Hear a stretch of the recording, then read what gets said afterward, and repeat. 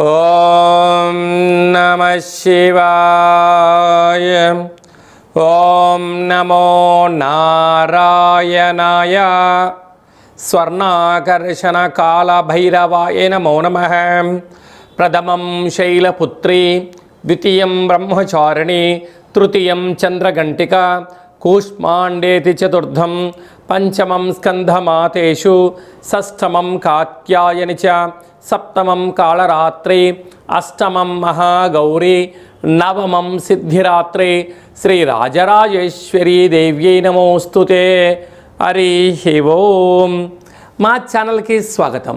చూస్తున్న వీక్షకులకు, ప్రేక్షకులకు, ప్రియ కాళ భైరవ భగవద్బంధులకి స్వాగతం పలుకుతూ మమ్మల్ని ఎంతగానో ఆదరిస్తూ ఉండబడినటువంటి ప్రియ సోదర సోదరీమణులకు అందరికీ కూడా అందరికన్నా ముందస్తుగా విజయదశమి పండగ శుభాకాంక్షలు. విజయదశమి అనగానే మనము అన్నింటా విజయం సాధించాలి. విద్యార్థులు విద్యలో, ఉద్యోగస్తులు ప్రమోషన్లో, వ్యాపారస్తులు ఉన్నత స్థాయికి ఎదగాలని మనమందరూ కూడా అమ్మవారికి ఆ జగన్మాతకు పూజ చేస్తూ ఉంటాం. అలాగా మనమందరము కూడా ఈ విజయదశమికి అందరికీ శుభాన్ని, ఐశ్వర్యాన్ని ప్రసాదించాలని మనం కూడా మనసారా శ్రీ రాజరాజేశ్వరి దేవి అమ్మవారిని కోరుకుందాం. 1-10-2025 నుండి 15-10-2025 వరకు పుట్టినటువంటి వారందరికీ కూడా ముందస్తుగా జన్మదిన శుభాకాంక్షలు. గతంలో వివాహం చేసుకున్న వారికి వివాహ వార్షికోత్సవ శుభాకాంక్షలు. ద్వాదశ రాశుల్లో గ్రహ గమనాలు ఒకసారి వీక్షింపచేద్దాం. మిథున రాశిలో దేవగురు బృహస్పతి సంచార స్థితి, సింహరాశిలో శుక్రుడు మరియు కేతు సంచార స్థితి, కన్యరాశిలో రవి మరియు బుధ సంచార స్థితి, బుధాదిత్య రాజయోగము, తులారాశిలో కుజ సంచార స్థితి, కుంభరాశిలో రాహు సంచార స్థితి, మీనరాశిలో వక్రగమన శని భగవాను సంచార స్థితితో ద్వాదశ రాశుల్లో గ్రహ గమనాలు ఈ విధంగా ఉన్నాయి. సింహరాశి వారు విజయదశమి పండుగ సందర్భంగా అమ్మవారిని ఎలా ధ్యానించాలి, ఎలాంటి పుష్పాలతో అర్చన చేసుకోవాలి, ఎలాంటి రంగు వస్త్రాలను సమర్పించడం వలన అష్టమ శని దోషం తొలగిపోతుందో ఈ వీడియోలో సవివరంగా సంపూర్ణంగా తెలుసుకుందాం.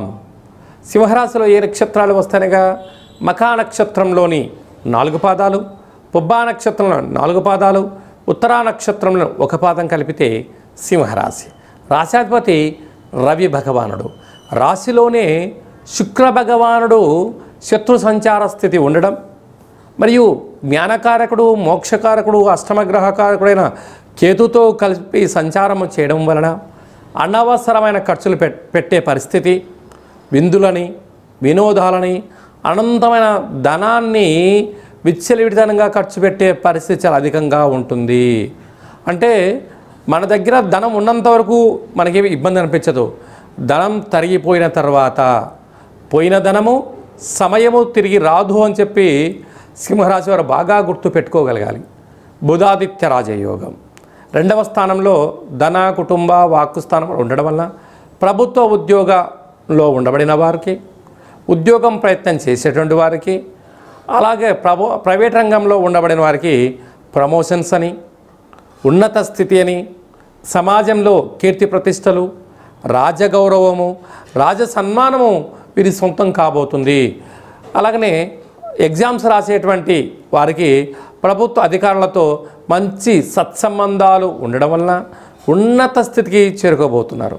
తృతీయంలో కుజ భగవానుడు ఉండడం వలన ఎప్పుడూ ఏదో తెలియని ఒక అభద్రతాభావం, తల్లిదండ్రులు, అన్నదమ్ముళ్ళు, అక్కా చెల్లెలు, సన్నిహితులతో వీరంత స్వేచ్ఛగా ఉండలేనటువంటి అనుకూలం లేని వాతావరణం అని చెప్పి కూడా గుర్తుపెట్టుకోవాలి.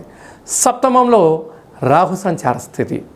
ఇలాంటి కాల సమయంలో మనసు 10 విధాలుగా ప్రయాణం చేయడము, అనేక మంది మిమ్మల్ని పొగడ్తల్లో ముంచడము, మీ యొక్క దగ్గర ఉండబడిన ధనాన్ని ఎలా వాడుకోవాలని చెప్పి కొందరు మిమ్మల్ని ఎత్తుగడ వేస్తూ ఉంటారు. దయచేసి భ్రమతో కూడుకున్న జీవితాన్ని పొందకపోవడము ఉత్తమోత్తంగా భావించగలగాలి. అష్టమంలో శని సంచార స్థితి ఉండడం వలన దూరవాయు జల ప్రయాణాలు చేసేటప్పుడు ఎన్నో జాగ్రత్తలు అవసరమని చెప్పి కూడా మీరు గుర్తుపెట్టుకోగలగాలి. వంటింట్లో అంటే కిచెన్లో యంత్రాలతో, ఆయుధాలతో పనిచేసేవారు, ఎలక్ట్రికల్ ఎలక్ట్రానిక్ వస్తువులతో పనిచేసేటువంటి వారందరూ కూడా ఎంతో జాగ్రత్తగా అవసరం అని చెప్పి జ్యోతిర్విజ్ఞానం తెలియజేస్తుంది. అమ్మవారికి ఆకుపచ్చ రంగు కలిగినటువంటి గాజులను, నీలం రంగు కలిగినటువంటి వస్త్రాలను, పసుపు రంగు కలిగినటువంటి పుష్పాలతో అర్చన చేయగలిగినట్లయితే జాతకంలో గ్రహదోషం తొలగి గ్రహ ఐశ్వర్యం కలిగి మానసిక ప్రశాంతతతో ఉన్నతమైన జీవితాన్ని స్వాగతం పలకబోతున్నారు అని చెప్పి గమనించాలి. మనమందరము కూడా అద్భుతమైన విజయం సాధించగలగాలి అన్నట్లయితే ఈ సంవత్సరము దుర్గాష్టమి మంగళవారము, మహర్నవమి బుధవారము, విజయదశమి శుక్రవారం సందర్భంగా మన అందరి యొక్క వాహనములకు పూజ చేసుకోవడం, ఫ్యాక్టరీలు, యంత్రాలు, కర్మాగార కార్యక్రమాలతో కూడా పూజ చేసుకోవడము ఆయుధ పూజ అంటూ ఉంటారు. అలాగా విజయదశమి బృహస్పతివారం రోజు అనగా గురువారం రోజు రావడం చాలా అరుదు అని చెప్పి కూడా గమనించగలగాలి. కనుక మనం అందరము కూడా అమ్మవారికి పసుపు రంగు కలిగినటువంటి వస్త్రంతో అలంకారం చేయడము, అలాగనే చామంతుల దండను వేయించుకోవడము, అలాగే అమ్మవారి దగ్గర ఉండబడినటువంటి కుంకుమను ఆ పసుపును తెచ్చి మనం ఇంట్లో బొట్టు పెట్టుకోవడము చాలా యోగదాయకం. అలాగనే గురువారం రోజున మనము రాజరాజేశ్వరీదేవి అలంకారం తదనంతరము తదనంతరము సాయంత్రం వరకు జమ్మి వృక్షపు దేవతకు పూజ చేసుకుంటూ ఉంటాం. మన సనాతన ధర్మము హిందూ ధర్మంలో ఉన్న గొప్పతనం ఏమిటయ్యా అంటే అమ్మవారిని వృక్షస్వరూపిణిగా భావిస్తాం. యాదేవి సర్వభూతేషు మాతృస్వరూపేణ లక్ష్మీ రూపేణ వృక్షస్వరూపేణ అని చెప్పి పూజ చేసుకుంటూ ఉంటాం. కనుక ఆ వృక్షం చుట్టూ తిరిగేటప్పుడు ఈ మంత్రాన్ని ఉచ్చరింప చేయాలి. లేకపోతే ఒక పేపర్ మీద రాసుకొని కోరికను వ్రాసి ఆ అమ్మవారికి పూజ చేసి మొదల్లో పెట్టినట్లయితే అద్భుతమైన విజయం అమ్మవారు కలిగిస్తుందని చెప్పి అందరూ గమనించాలి. ఓం శమి శమైతే పాపం శమి శత్రు వినాశనం అర్జునస్య ధనుర్ధారే రామస్య ప్రియదర్శనం శ్రీ అపరాజితాదేవ్యై నమోస్తుతే అనేటువంటి మంత్రాన్ని ఉచ్చరింపచేసి ఒక పేపర్ పైన రాసుకొని ఆ జమ్మి వృక్షపు అమ్మవారిని స్వరూపంగా పూజించి పెట్టినట్లయితే మనందరికీ అద్భుతమైన విజయం కలుగుతుందని చెప్పి గమనించాలి. అలాగా మీ వ్యక్తిగత జాతకం తెలుసుకోవాలనుకుంటున్నారా?